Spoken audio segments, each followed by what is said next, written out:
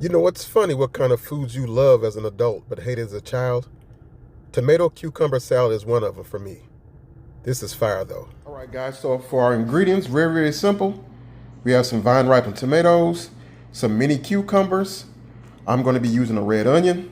We have some Italian dressing, sea salt, and black pepper. I don't like vinegar, so I'm not going to be using vinegar. My grandmother used to make it. So as far as the cutting is concerned, since these are mini cucumbers, I'm going to be making sure I cut these on a bias because you do want, to have a nice substantial piece when you're eating it. So we're going to cut these on a bias. And I would say about 3/16 of an inch, like that. And as far as our tomatoes, you can kind of cut them however you want, but I'm just going to cut them in half. And then from the half, we're going to cut these down in about the same thickness as we did the cucumber. So that's what we'll have for our tomatoes. So let me finish getting these cut up, and then we'll go ahead and get our onions and just put it together. This is simple, super simple, but it makes a great side dish, especially when it's hot outside. You fry up some fish or some chicken or whatever.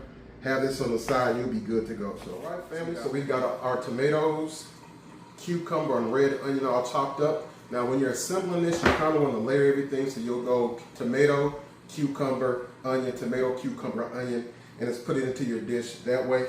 Now, you just want to put a little bit of salt on top. That's going to kind of help bring out the flavors in your veggies. A little black pepper. Now, you can give everything a little mix here if you want to as well. If you also want to kick it up a little notch, you could add some crushed red pepper in there as well for a nice little kick of heat. Now we're going to go in with our Italian dressing. Make sure you mix it up really well.